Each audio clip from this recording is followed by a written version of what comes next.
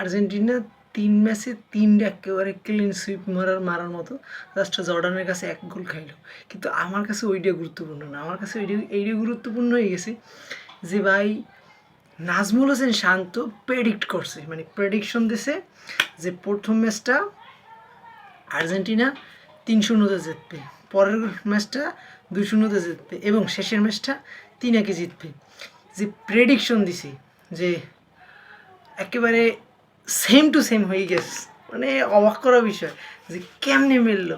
এবং সর্বোপরি কাকতালীয় বিষয় হোক আর যাই হোক, লিওনেল আন্দ্রেস মেসি আমার মনে হয় তার প্রাইম টাইমে ওইরকম এত পরিমাণে ভালো খেলে নাই, মানে আমার মনে হয় বিশ্বকাপে তার প্রাইম টাইমে এত ভালো খেলে নাই।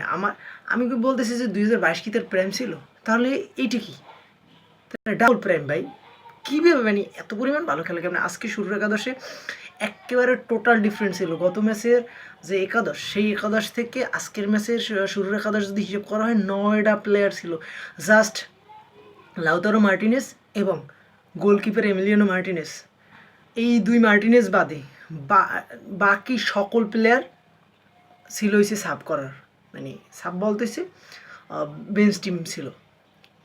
একেবারে মানে অবাক করা বিষয়।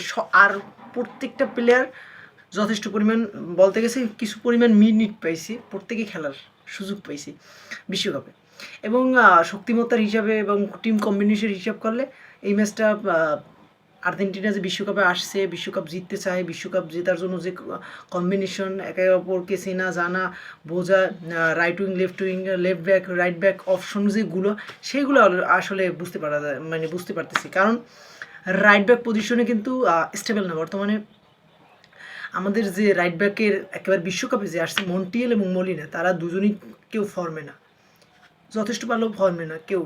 সেইখানে আজকে দেখলাম যে দিয়াগো সিমোনের ছেলে সিমুনকে মানে প্ল্যানটা দিছে যে সিমুনে কতটুকু পারে, কিন্তু সিমুনের যথেষ্ট পরিমাণে অ্যাডজাস্ট করছে। এবং সাথে আরেকটা চমকের ব্যাপার যে আর্জেন্টিনা 2 ফুল ব্যাক অ্যাটাকিং মাইন্ডে থাকে এবং যে একেবারে অ্যাকুরেট ডিফেন্স, সেনেসি এবং অতামেন্ডি right footed, Senesi left footed, দুজনে একেবারে ডিফেন্সে ছিল।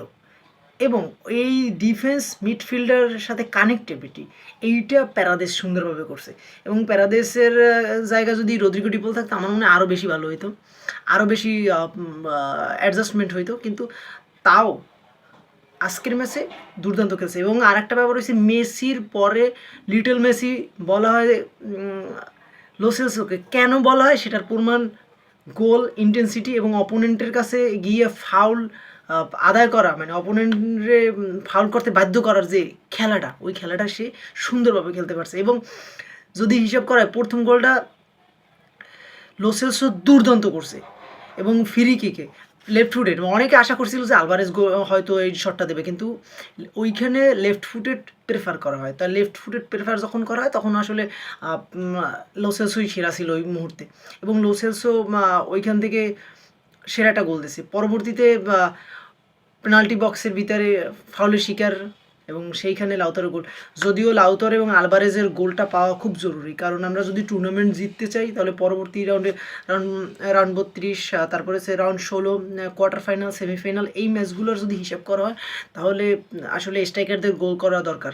এবং মেসি যে দুর্দান্ত ফর্মে আছে সেটার বাস্তব আরও বেশি ভালো প্রমাণ হইতে পারে যে আজকে মেসি সেকেন্ড হাফে নামার পরেও সে দুর্দান্ত একটা সেট পিস দিয়ে গোল, এবং ওইখান থেকে ফ্রি কিকে গোলটা মানে আমার কাছে মনে হয়েছে যে গোল হইবে, কিন্তু এত সুন্দর গোল এই মুহূর্তে টপনস। এবং গ্রুপ পর্ব শেষে মেসির 3 ম্যাচে 6টা গোল, যা এই মুহূর্তে বিশ্বকাপে টপ স্কোরার। আমি জানি না এইখানে পরবর্তী রাউন্ডগুলোতে কতটুকু সুযোগ পাবে এবং কতগুলো গোল করতে পারবে মেসি, কিন্তু আমি চাই এটা সর্বোপরি ভালো একটা অবস্থান দেয়। তার থেকে গুরুত্বপূর্ণ আজকে যখন আমি অনেকগুলো মানুষের সাথে খেলা দেখতেছিলাম, ব্রাজিল ফ্যান যারা ছিল তারা বলতেছে ভাই মানে আর্জেন্টিনা জার্সি পরেই আমি খেলা দেখতে গেছি, বলতেছে ভাই এবারও বিশ্বকাপটা আপনারা নেবেন। মানে ব্যাপারটা এমন যে আপনার রাইভাল ফ্যানরাও বলতে বাধ্য যে বিশ্বকাপ আর্জেন্টিনা নিবে। এইরকম একটা ব্যাপার। এর থেকে আমার মনে হয় চমকের কী আছে? সাথে এই ম্যাচটা টেকনিক্যালি হিসেব করলে লিওনেল স্ক্যালোনি টোটাল সকল টিমের প্লেয়ারদেরকে এই যে রোটেশন করার পরে রেজাল্টটা পজিটিভলি নিজের আয়ত্তে নিয়ে আসে, এইটাই সবচেয়ে বেশি গুরুত্বপূর্ণ। এবং সাথে যে প্রত্যেকটা প্লেয়ার খেলার জন্য স্বতঃস্ফূর্তভাবে তাকিয়ে আছে, তারা সময় চাইতেছে, এই ব্যাপারগুলো সবচেয়ে মাঠে প্রমাণ করছে। এর থেকে বেশি কিছু আমার মনে হয় এক্সপেক্ট করা উচিত না। সাথে সর্বোপরি আজকের ম্যাচে হয়তো লো সেলসই ম্যান অফ দ্য ম্যাচ, কারণ লো সেলসোর অবদান আজকের ম্যাচে সেরা ছিল। এবং লিটেল ম্যাজিশিয়ান, লিটেল মেসি যাই বলে না কেন, লো সেলসো সেরা। এবং সাথে আরেকটা ব্যাপার, লো সেলসো কেন নেওয়া হয়েছে, বুয়েন্দিকে কেন ভালো ফর্ম করার পরও নেওয়া হয় না, এটা মনে হয় আজকের ম্যাচে লো সেলসোর পারফরমেন্স দেখার পরে আমার মনে হবে যে সকল যারা আর্জেন্টিনার ফ্যানরা আছে বা অপোনেন্ট যারা আছে, মানে রাইভাল ফ্যান যারাও আর্জেন্টিনা ফলো করে, তারাও আসলে স্বীকার করবেন যে লিওনেল স্কেলোনি ভাই, he is a master class, he is the beast, he is a myth, মানে এভরিথিং। সে একটা টিম কম্বিনেশন করে একে অপরের অপরিহার্য করে সুন্দর একটা ম্যাচ এবং সুন্দর খেলার অপরিহার্য করে ম্যাচের পয়েন্ট নিজের পক্ষে নিয়ে আসা, এই যে ব্যাপারগুলো সত্যি চমৎকার ব্যাপার। আর সাথে একটা ব্যাপার, ডিফেন্সিভলি আর্জেন্টিনা নাকি সমালোচনা হইতেছে যে আর্জেন্টিনা ডিফেন্সিভ ভালো না, কিন্তু ভাই ডিফেন্সিভলি আর্জেন্টিনা বর্তমান সময়ে টপ নচ।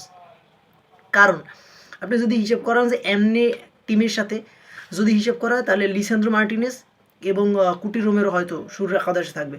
যদি সেটা না হয়, তাহলে যদি হাইলি মানে যে প্লেয়ার হাইট বেশি, এয়ারে খেলতে বেশি পছন্দ করে ফিজিক্যালি, সেই হয়তো তাদের অ্যাগেনস্টে 100% শুরুর একাদশে সেনেসি এবং কুটি রোমেরো নামবে, এবং সাব হিসেবে ক্রিস্টিয়ানো রোমেরোর পরিবর্তে অতামেন্ডি হয়তো নামতে পারে এরকম। কিন্তু অতামেন্ডিকে আমি 90 মিনিটে প্রেফার করতেছি না, কিন্তু যে পারফর্ম করতেছে তাতে বিশ্বস্ত করার মতো কাজ করতেছে এবং 90 মিনিট খেলার মতো উপযুক্ত করতেছে। সর্বোপরি